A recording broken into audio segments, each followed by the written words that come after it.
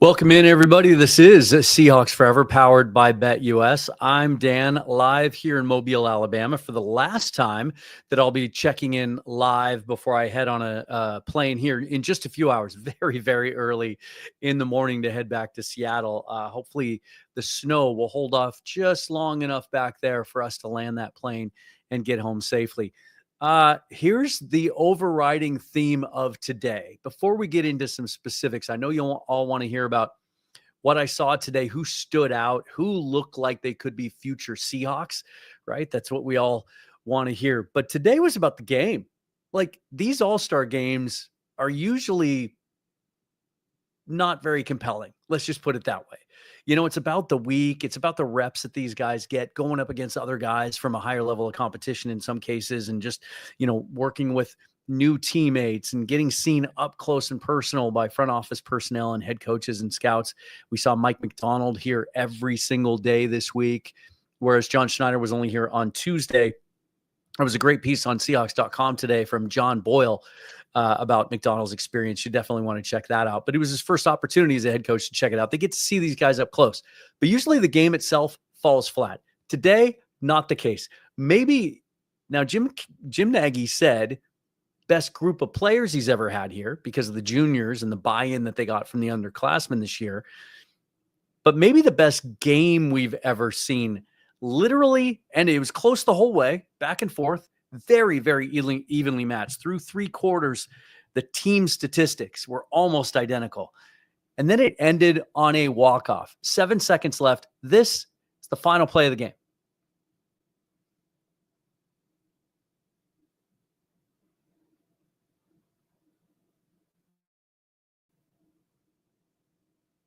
So that's Seth Henigan, Memphis quarterback, throwing it to Jack Bech, the outstanding TCU receiver who had such a great week. And here's the thing that makes that so cool. And we can talk about Jack Bech as a potential fit for the Seahawks. But you talk about inspirational stories. For those of you who don't know, Jack Bech's brother, Tiger, was one of those who was killed tragically on New Year's in the terror attack in New Orleans when the car drove into the crowd. He caught that touchdown pass from Seth Henigan, a Memphis Tiger. Unbelievable game, locked up the MVP for Bech. A lot of us before that drive were wondering who the MVP is going to be, because it probably up until that moment was going to be a defensive player. There were so many defensive standouts. We'll get into that. But there were so many that it was going to be hard to choose. And so a couple of us said, if this team, if they can go down, drive down the field and win, whoever makes the play is going to be the MVP. And that's how it worked out with Jack Bech. I'm going to get into all of that, including who I like for the Seahawks, who I thought stood out, and who didn't have a very good day. Some usual suspects and some disappointing surprises in there as well. That's coming up next on Seahawks Forever. Welcome to the Seahawks Forever podcast. In-depth analysis on everything Seahawks. And now, here's your host, Dan Viens.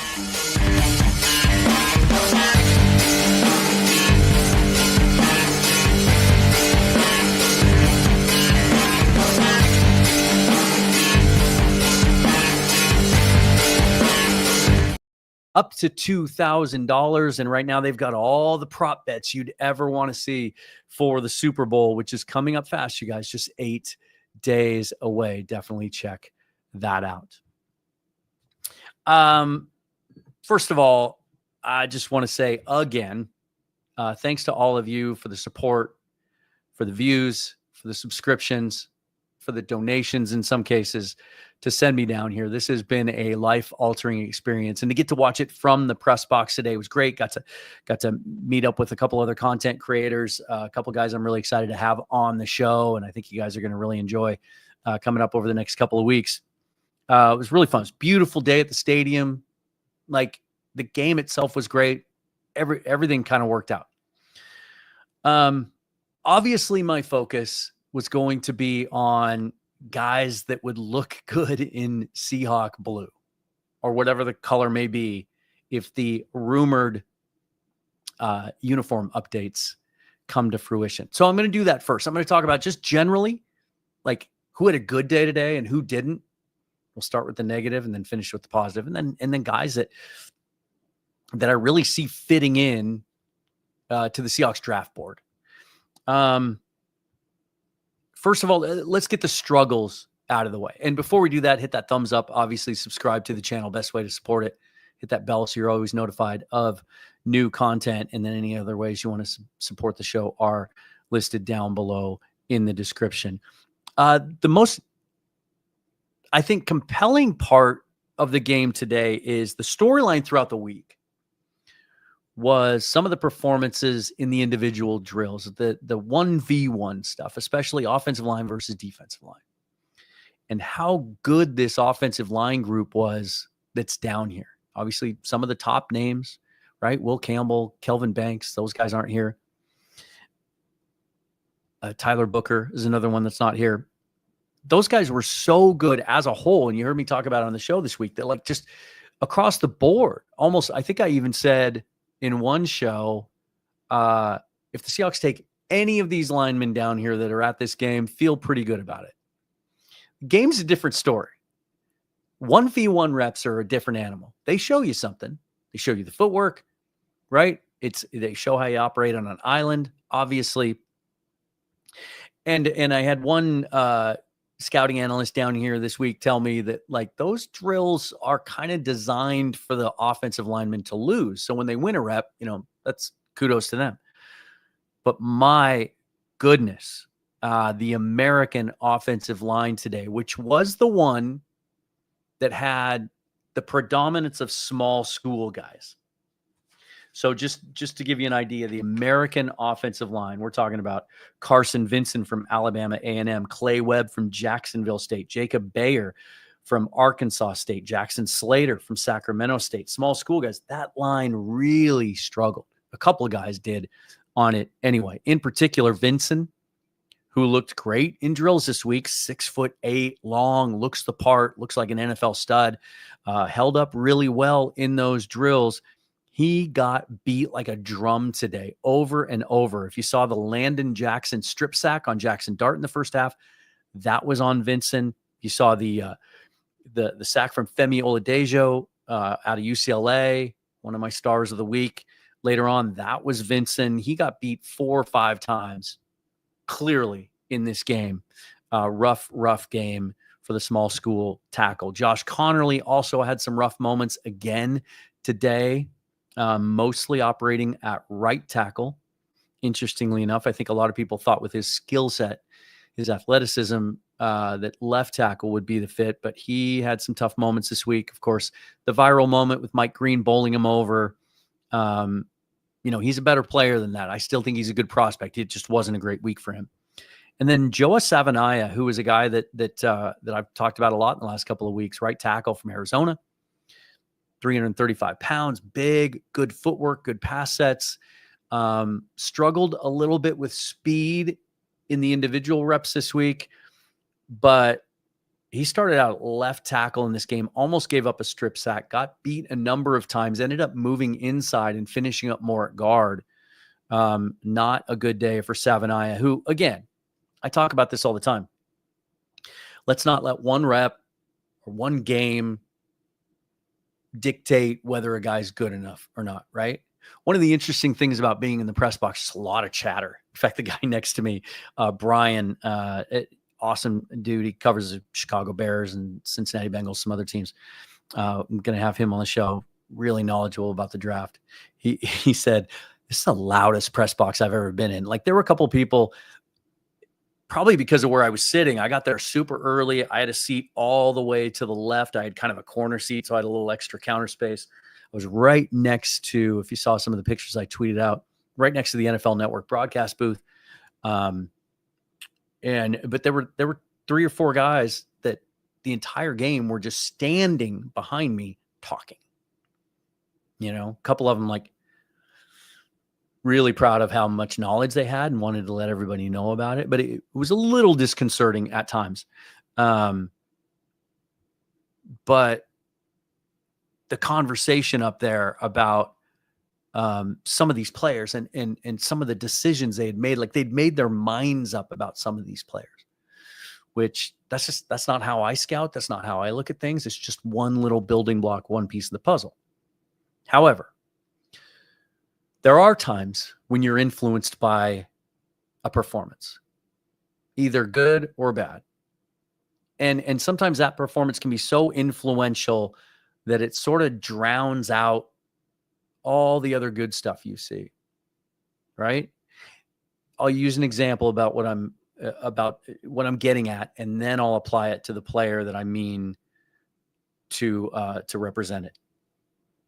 Let's take Jackson Dart, for example. Very polarizing player I've noticed down here and online.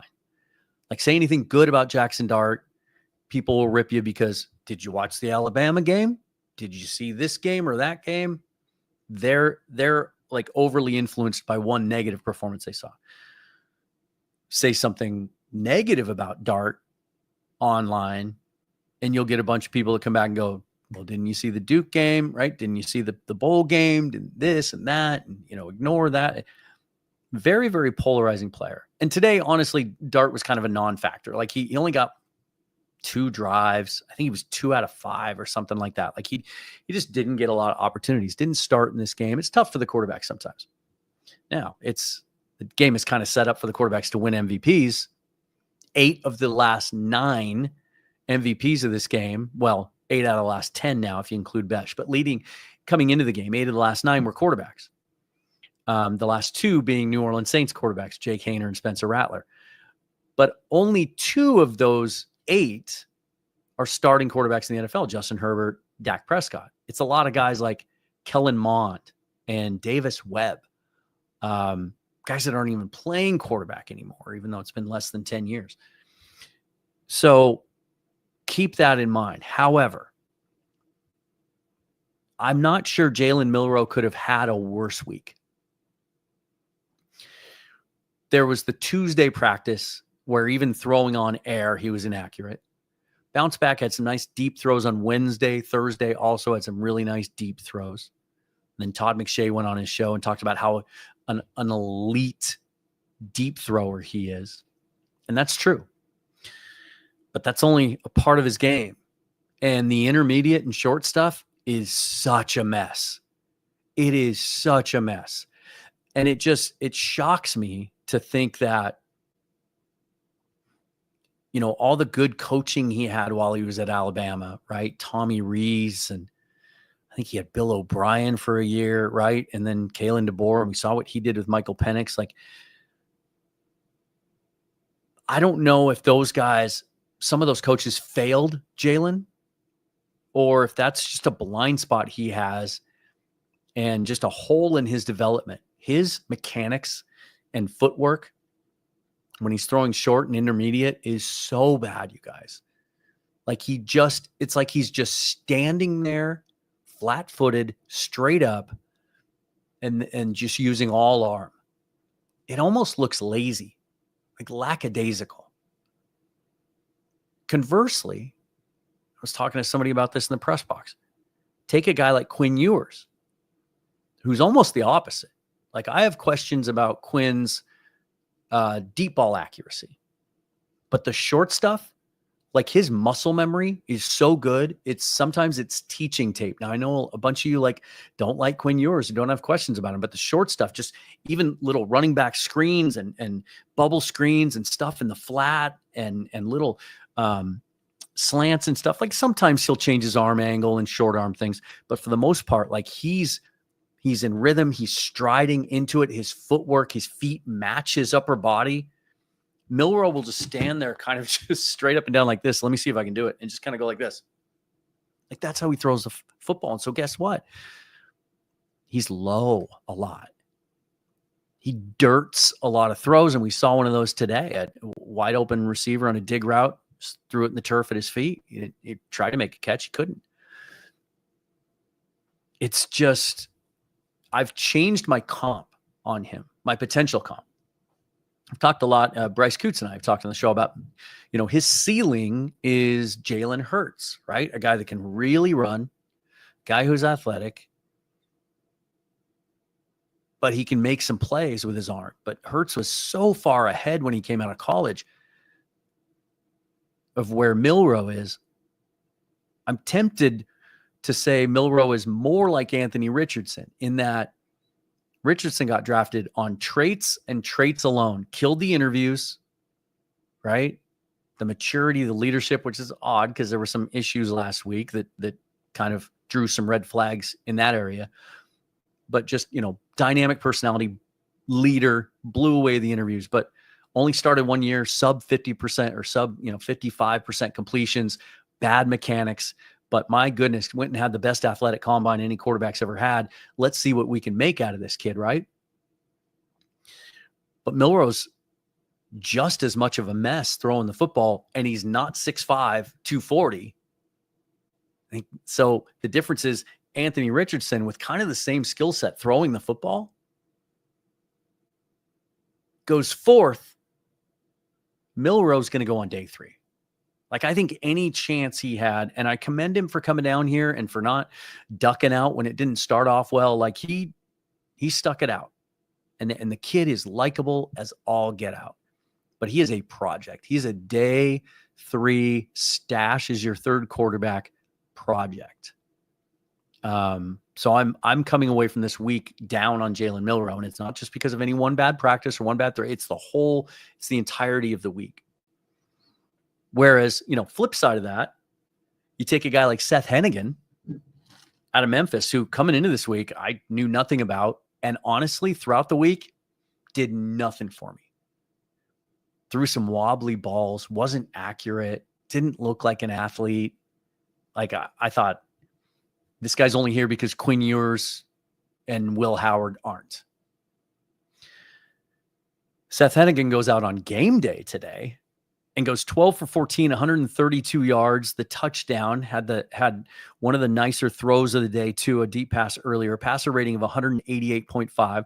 And then you go look a little deeper. You look at his career at Memphis, 4-year starter from the day he stepped on campus, played all 4 years at Memphis, played 50 games, 64% completions, over 14,000 yards, 104 touchdowns, 31 interceptions, never had a season with double-digit interceptions. Go look at his college sports reference stat page. It's his freshman year's a little bit down. He's a freshman, true freshman. Never redshirted, didn't take any COVID years or anything.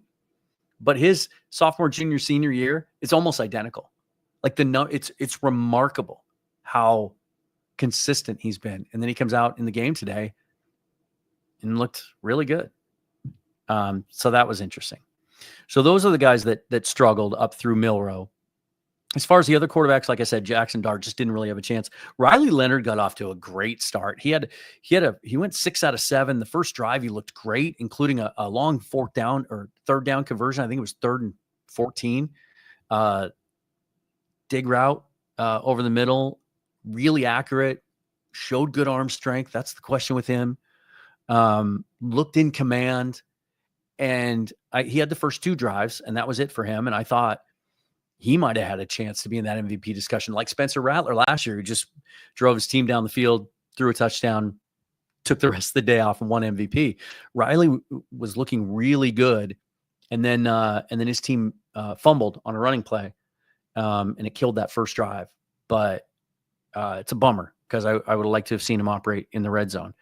But I thought he looked really good. And then Tyler Shuck really didn't take, he was 9 out of 13. They were all kind of short, intermediate throws, but he did have back-to-back throws in the red zone from like the 5, where they called the same play twice in a row. Just a little out route, just a little speed route to the outside. And the first one, even though the corner was in perfect coverage in the receiver's hip pocket, it was Jalen Noel from Iowa State, who's had a tremendous week down here. And there was only one place you could throw this football, and so the corner couldn't get it. And Shuck put it right on Noel's hands, and he dropped it, flat out dropped. So they call the exact same play on the next play, and he throws it just as well. So some really pinpoint accuracy from Shuck in the red zone. I thought that was pretty cool. Bummer for Noel, though. Like I said, he had a great week, but then that drop didn't help. Now, the guys that stood out today, really stood out. Where did he start? on the defensive line across the board. And there were a lot of guys that bowed out of this game, unfortunately. Walter Nolan didn't end up playing in this game. Cam Jackson, the nose tackle from Florida, who I liked so much, pulled out of this game. The Oregon kid, Jamari Caldwell, another nose tackle candidate, got hurt Thursday. And so he pulled out. Deion Walker from Kentucky, the 6'8", 350 kid, he pulled out. I think he came up with a little bit of an injury late in the week too. So it wasn't just a matter of him just not wanting to play or just standing on his practice reps. So that was a bummer. But I said coming into the week that one of the things I liked the most about this roster down here were all the big edge players, right? A lot of times these draft classes, you see the best edge guys, the guys that have sack production in college, and they're 240, 6'2", 6'3", 240, or you get guys like David Walker who are 6'2", 260. They're just kind of an oddball size, and you're not quite sure what to do with them. Even a guy like Josiah Stewart, who surprisingly really didn't turn any heads down here, but again, 6 foot, under 250 pounds, smaller edge guys. They're a little bit more scheme specific, right? What do you do with those guys? Like Kalijah Cansey coming out a couple of years ago, didn't quite know what to do with him. Wasn't going to fit every team, be every team's flavor. But this year, there's a bunch of guys that are 6'5", 285 pounds. And that every team can use one of those, whether you're a 3-4, 4-3. And I feel like the Seahawks could kind of use one of those guys, right? I mean, Mafe and Hall, they're more in the 250, 260 range. And all those guys pretty much stood out today. Landon Jackson, Arkansas, was outstanding. Made a bunch of plays, including he had the strip sack on Jackson Dart in the first half. He just seemed to be disruptive from the first snap. 2 guys that I mentioned during the week that really stood out for me, Femi Oladejo from UCLA, also 2 sacks and 2 tackles for loss. He was everywhere. He was a problem for anyone trying to play offensive tackle today. Really, really intrigued by him, especially considering the fact that up until this year, at both Cal and then his first year at UCLA, played an off-ball linebacker. So he's a guy that in a Mike McDonald scheme, like you talk about playing the edge, but also being comfortable dropping into coverage, like he can do that. And then Junior Tufuna, my co-passenger on the flight in here from Dallas, from Utah, didn't look like a 305-pounder when I saw him in the airport in street clothes. He was everywhere today too. Also, 2 sacks and 2 tackles for loss. Both those guys would have been in the discussion for MVP. And then LSU's Savion Jones. He's a guy I didn't talk about this week, but he stood out in every single individual rep and the skeleton sessions and things like that all throughout the week. And on Wednesday, when it was full speed, full pads, he really stood out. Really physical, really great size speed combination, long arms, 6'5", 290. He had 5 tackles, 2 tackles for loss, and a half sack today. His presence, you could feel him out there today. Look, sometimes the LSU guys come into the Senior Bowl week with a bunch of pub and a bunch of buzz, and they don't do much. This week was a good week for LSU players down here. And then in the secondary, Jonathan Edwards from Tulane cornerback out of Tulane, led all players with 8 tackles, and he had a pass breakup. And his teammate, also from Tulane, Caleb Ransaw, 5 tackles, and he had the interception of Tyler Shuck in the end zone. Outstanding performances there. As far as skill position guys go, Ollie Gordon, Oklahoma State, running back, 9 carries, 33 yards. And he threw a touchdown pass on that first drive for them. Kind of felt like they were almost trying to get him the MVP because he was one of the few guys that got a bunch of carries early, and then he got some carries late on that last drive. And then R.J. Harvey, Central Florida, 4 carries, 24 yards, and a touchdown. So we had dueling. There were a lot of firsts in this Senior Bowl. I haven't gotten confirmation on this yet. I have to believe first time the game was ever won on the final play of the game on a walk-off like that. Also, first marriage proposal in the stands. We got confirmation of that today. And yes, she said yes. And quite sure that it would be the first time that 2 running back option passes by either team resulted in touchdown passes for those running backs. That was really, really fun and really, really cool to see. As far as other skill position guys, Jack Bech, obviously the MVP, 6 for 68, had another long contested catch at a certain point. That's kind of what he does best. He's not the most sudden receiver. Really interested to see how he tests at the combine, what that athletic profile looks like. He's getting a lot of Puka Nacua comps, not so much because he's the same exact type of player. There are some similarities in how physical they are and how reliable they are catching the football in traffic. But I think those comps tend to come from, he's probably a day 3 guy. Because I do think he's going to show at the combine a lack of elite athleticism, but he just gets the job done every single time. And then Pat Bryant, I know this is one of Corbin Smith's favorites from Illinois. He had the long catch from Taylor Elgersma, the Canadian quarterback, who had the nicest throw of the day. That was this one. Beautiful, perfectly thrown go ball down the left sideline to Pat Bryant. He had a great catch. And another one of those guys that there's a bunch of guys here I've talked about that would seem to fit really well as complementary players to what JSN and DK offer. And Pat Bryant is definitely one of those guys.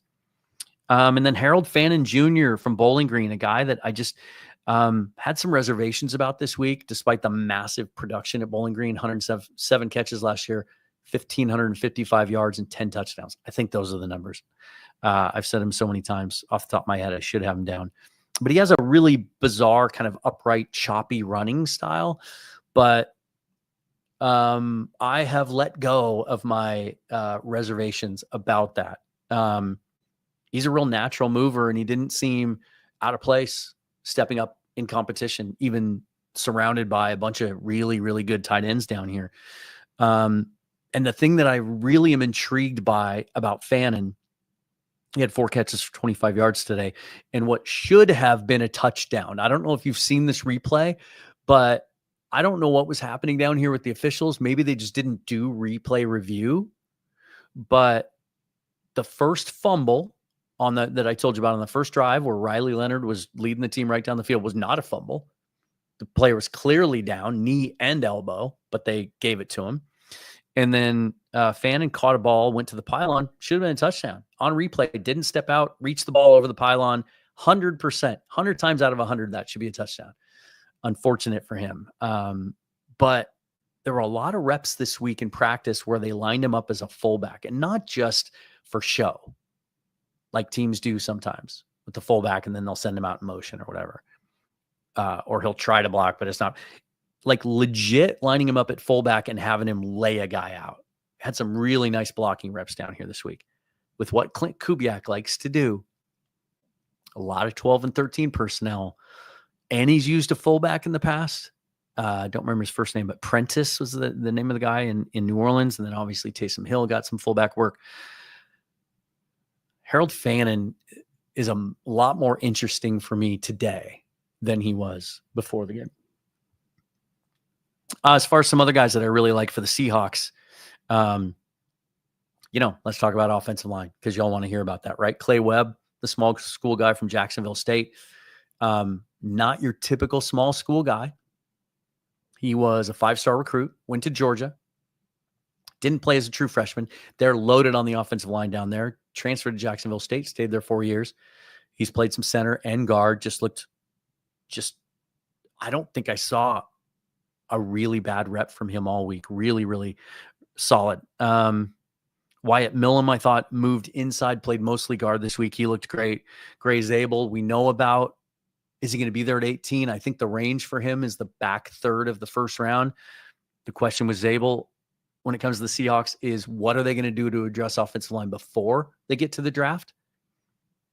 Yeah, I've been telling you, I've stuck my neck out. I think they're going to address it in a significant enough way that by the time we get to the draft, y'all are not going to be feeling like they're desperate to have to take a guy at 18. And so the question there would be, is that the right pick at 18? I don't know. And then Jackson Slater from Sacramento State got a lot of buzz down here as maybe the best center that was here. Blue collar, just like kind of a throwback style, just held up really well against power. And there was a lot of that to face in the one-on-ones this week. Now, he didn't play center today. He played guard. And so, and I thought from the times that I looked at him through the binoculars, like focused on him, thought he looked good. The reason that is important or notable is the report earlier today. I saw it from Seaside Joe in his newsletter that the Seahawks have met with him twice, not just once, which this early in the process, really, really interesting to me. And he's a guy that probably is going to slide through until day 3 because it's a fairly deep class. I don't know that he's going to test out, at the top of the, elite level, athlete wise, but just one of those, a poster child for a guy you can get in the 4th round and could be a long time center for you or guard. And then, Darius Alexander's the other one from Toledo. He had a couple plays early on.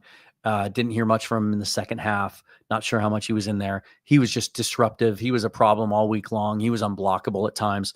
6'4", I think, 305, just high motor intensity, advanced pass rush toolbox, uses his hands really well, can beat you with power or speed. Really, really, look, Darius Alexander is a guy that's moved up so much, in my eyes anyway, that if the Seahawks took him at 18, there might be some who say he's a little bit of a reach there, but I'm not so sure. When you talk about the defensive tackles, like the true interior guys, Mason Graham's going to go top 10. 18 might be a little high for Kenneth Grant from Michigan, although I wouldn't be mad about that if that's the direction they wanted to go. There might be some people who say, man, that might be a little high for Alexander, but I wouldn't bat an eye at it. I really wouldn't. Take the best player that you can that fits your team, right, at that spot. And I think that's a guy that, I will most certainly be doing some mock drafts with him being the pick in the 1st round, maybe even after a trade back.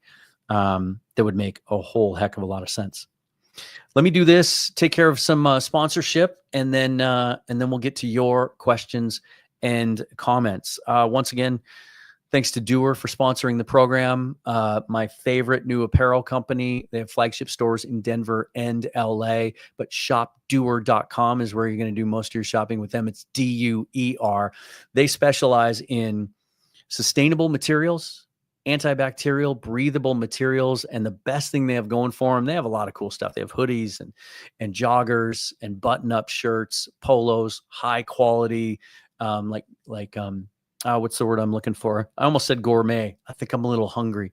But just really nice t-shirts, but it's the jeans for me, wearing them right now, 20% stretch, incredibly comfortable. They feel like joggers, but they don't look like joggers, and they don't feel like them when you pull them out of the package. They are built to last. That's why their slogan is built for doing. And right now you can get 20% off your first order with them if you go to shopdoer.com/forever. That's shopdoer, DUER.com/forever. And then welcome back to the show, Manscaped, used by over 10 million men worldwide. And right now, the 2025 Super Bowl, they are offering what they call their Beard and Balls Bundle. It's the biggest face-off of the year, gentlemen. Super Bowls and Super Balls. Yeah, I'm not kidding.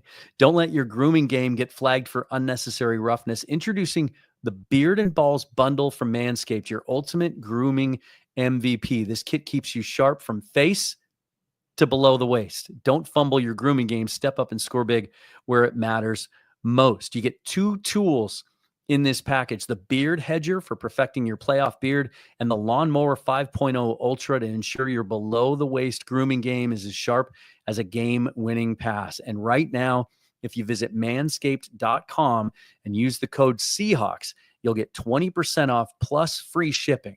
Power starts here. Get the Beard Hedger and the Lawnmower 5.0 for 20% off plus free shipping at manscaped.com using the promo code Seahawks. All right, let's see what you got for me here, guys.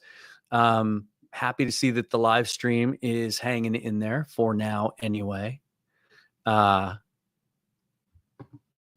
Dogzilla first again. I don't know how you always do it. Yeah, here we go. Don't know about your fly back to Seattle. Dan Como's forecasting an absolute snow disaster back here tomorrow. Fortunately, I am on a 5:15 flight to Dallas, and then it's a short turnaround to my flight back to Seattle. I should be in by noon, and it looks like about that time the forecast is for clear and about 40 degrees. It looks like tomorrow night that the snow is supposed to come in. So fingers crossed I can get back safely. Yeah, Jack Bech definitely made some money today. Again, there's guys that blow you away with traits, and then there's guys that just get the job done. And I think he would be such a great complement to JSN and DK, right? DK doing his thing, being physical on the outside, JSN working from the slot, but also moving outside. And Bech is a guy that you can, do a little bit of both with. I get some Cooper Kupp vibes. I think Kupp was a little bit deceivingly, maybe faster. Again, I cannot wait to see how some of these guys do in the combine after seeing him here in person now and seeing if the athletic traits match up to what you see on the field. But yeah, Bech is a fun one. Salarius, I know JS always throws curveballs in the draft, picks players no one else thinks they will, except last year when Byron Murphy landed to us. But which position would you like them to pick, not offensive line? So for me, it's a great question. For me, when I do these mock drafts, and I did one today, if you go to Twitter at Seahawks Forever and scroll back as I was waiting for the game to start, sitting in the press box, I did a live mock draft where I tweeted my thought process on every single pick. And 9 mock drafts out of 10 that I do now, I'm going defensive line first. If one of those really, really impactful skill position guys that's not supposed to be there at 18 falls, like Tyler Warren, okay. But defensive line, I think, is where the value is at in that range from 18 to like 25. Yeah, there's some good offensive linemen there. It'd be a great place to take an offensive lineman. But again, I'm telling you, it's going to be addressed by the draft. Maybe not in the way that you like it to, although I've stuck my neck out, as I've said. And I believe that there's going to be a more significant and a more likable, a more acceptable, a better free agent move prior to the draft to address offensive line than many of you assume there's going to be because of some of the negative history. So John likes to hedge his draft bets with his free agent signings. And I know last year was a bad class. None of them really contributed. But he does that so he's not painted into a corner when it comes time to draft. But at 18, man, it's all these defensive guys. It's guys like Shamar Stewart. It's guys like Walter Nolan, Nick Scorton. Those are all, Scorton wasn't here, but the first 2 were. That's probably a little high for Landon Jackson, but guys in that, like I said, Darius Alexander. The other kid from Oregon that wasn't here, not Caldwell, but the other defensive tackle from Oregon. I can't think of the name right now off the top of my head, but those guys would make all the sense in the world. Add to that group, add to a strength, because that group gets pretty thin once you move on from Draymond Jones. You hope to bring Jaron Reed back, but he'll be 33 years old. Roy Robertson Harris, I like him and I like how he fits. He's going to have to redo his deal, though. His cap hit's about $7 million the next couple of years. That's no guaranteed money left, though, so that's an easy one to rework. But you start getting past those guys, and you're down to like, okay, we have Leonard Williams and Byron Murphy, because they haven't gotten anything out of Cameron Young yet, and they didn't get as much out of Mike Morris as I wanted them to get this last year. And Jonathan Hankins was a 1-year stopgap and looked like a guy whose best years are behind him. Defensive line's a need, and if you can get one of those guys at the top of this draft, especially one of those guys that's different, longer, taller, but explosive. If a Shamar Stewart's there at 18, hell yes. I think he would be such a unique body type and toolbox to add to Murphy and Leonard Williams, and then try to get a young nose tackle later on. If you can land a combo like Shamar Stewart and then Cameron Jackson out of Florida later, holy smokes. Now what do they say? Now you're cooking with gas. Corey Coleman says, I like Bech a lot. Running back RJ Harvey, 5'7", 210, Central Florida, way underrated. All the running backs down here were good. It's just, I said this a couple nights ago. Running back is such a tricky one for the Seahawks this year, because this is a great class. You have elite talent at the top, and then you have a bunch of dudes, any shape, size that you want, littered throughout this draft. 30-ish draftable grades in this class. But when you're sitting there with Kenneth Walker, Zach Charbonnet, Kenny McIntosh, who we finally got to see some significant, meaningful reps out of at the end of the year, and he took him and ran with it, literally. And then George Holani, who we all loved in the preseason, and the Seahawks clearly like. Where's the fit? Unless maybe it's one of these bigger guys that can maybe play a little fullback, I guess. You know, Cam Scadaboo wasn't here, unfortunately. He pulled out kind of at the last minute. He's a guy that people love, but he's not expected to test well.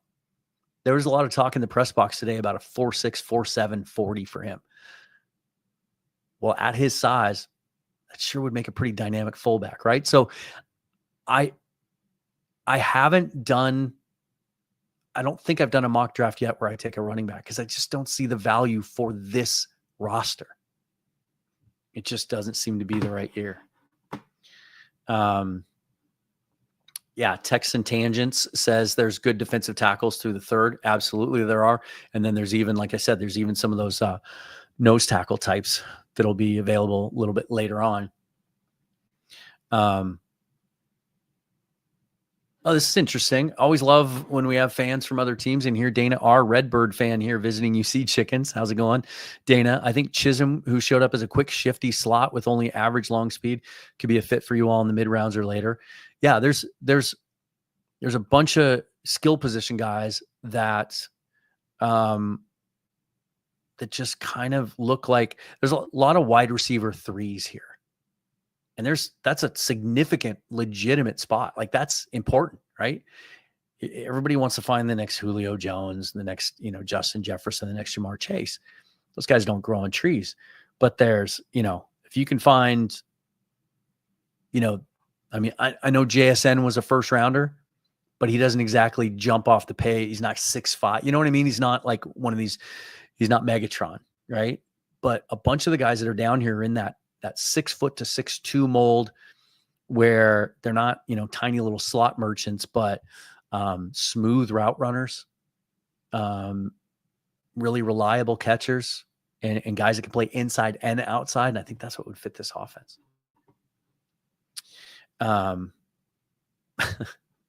Yeah. Texan says, when I lived in Washington, I'd wait for sunshine and run outside like a cat to get some sun. Absolutely. I got some sun this week, man. I'm so happy about it. Plus, I was just in Arizona a couple weeks ago. Like, I've got my fill of vitamin D. Like, if I go home and it snows and it's kind of crappy for the next week or so, I can handle it. My battery's charged up for sure. Yeah, and this is interesting. Dana says Scadaboo hit 21 miles an hour in a game, so I'm not sure 40 time matters. You're talking about long speed versus quickness, right? Yeah, sometimes the miles per hour stuff will surprise you. And they had everybody was outfitted with the Zebra technology down here this week. I had intended to talk to those guys. It just didn't fit into my schedule, but I'll be interested to see when all of the numbers come out for the game, right? We've seen all the practice numbers, and sometimes guys will catch you by surprise. So, with running backs, it sometimes it just takes you a little longer to get there. Seahawks are a great example. Ken Walker gets to full speed by his second step. Zach Charbonnet, different type of guy. I would say Scadabo is a little bit more similar to Charbonnet. But man, when he changes direction, he does it with all of his force. Like, there aren't many guys out there that can put their foot in the ground and change their momentum from one direction to the next, and then put their head down and hit your chest plate, knock you over like Cam Scadaboo. It was a real bummer that he ended up not coming down here this week. That would have been really, really cool to see. Guys, I just want to say, again, thank you to everyone for all the views, all the comments, all the engagement down here. Sorry about last night.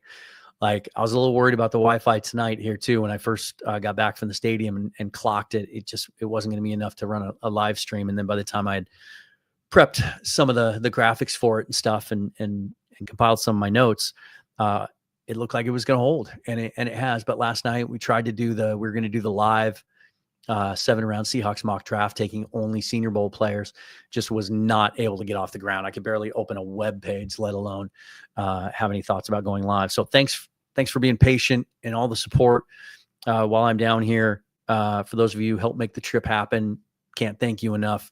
This has been an eye-opening experience. It's been great, and I hope to do more of this. The goal is to do this full time, and every day is a step towards that direction. And this has been multiple steps in that direction. Met some really cool people. Shout out to the Senior Bowl staff for allowing so many non-traditional media to come down here. Hopefully the day will come sooner rather than later. Well, I'll go from here, go to the combine in February, go cover the draft, do more of that. And that's definitely the goal. And that's all possible, even to be on the doorstep of that, because of the growth of the channel. And I owe that all to you guys. Love the engagement, love the support.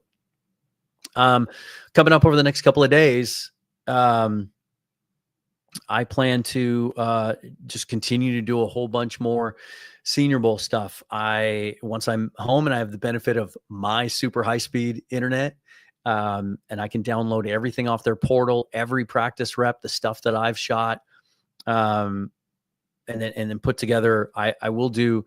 Here's my first plan tomorrow night, whether it's snowing in Seattle or not. I will do a full 7-round mock draft, just looking at Senior Bowl players.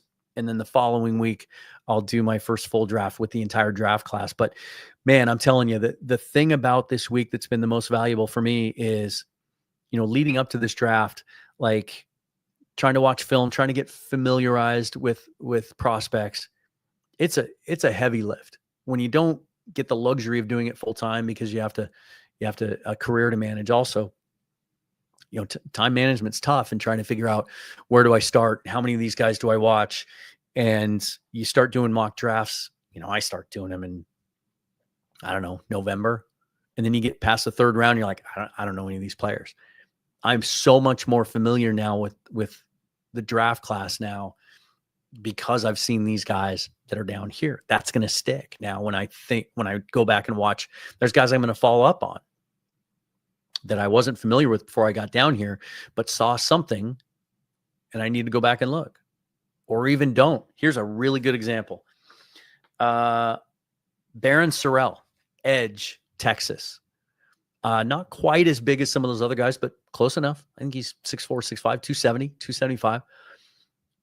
Never flashed for me when I was watching drills or watching the full team sessions. And so I didn't focus on him a whole lot, because he just didn't come into my view. And then last night, it was a day off from the practice field for these players yesterday.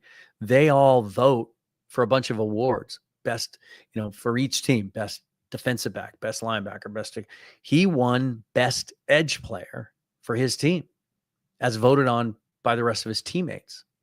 So that means like that's offensive linemen that went against him too. And so that's a guy that, like, when I get home, I need to watch some Baron Sorrell tape. But I'm so much farther ahead of the curve than I was, and now it'll allow me to dig into some other guys too and start catching up on Shrine Bowl guys and things like that. So really, really excited to move forward with that. And then let me just say that I've teased this a couple of times. Let's just say roughly March 1st, because I'm relocating in a couple of weeks, and that's always kind of a pain in the ass, right? I'm going to a daily live format with this show, Monday through Friday. Time to be announced. May not always be the precise exact time every day, depending on availability of certain guests. But that's the goal. And it's because I've kind of trended towards, if you've noticed, the live format more in the last month or so.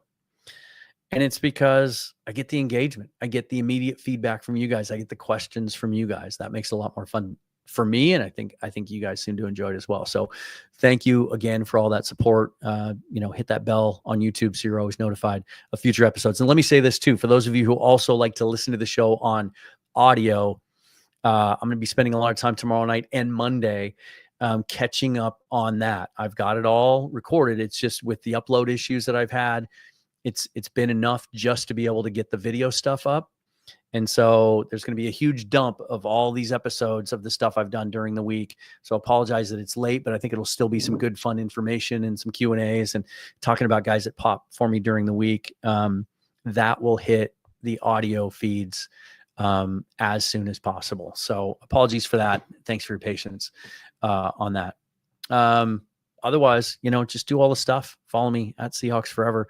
And all the ways that you can support the show are down below in the description. That's going to do it for me. I'm going to go get some dinner and pack and set an alarm for like 3:30 in the morning because I have a lift scheduled for 3:45. So I'll be back in Seattle soon. Thanks so much, you guys. Forever and always go Hawks. We'll see you on the other side.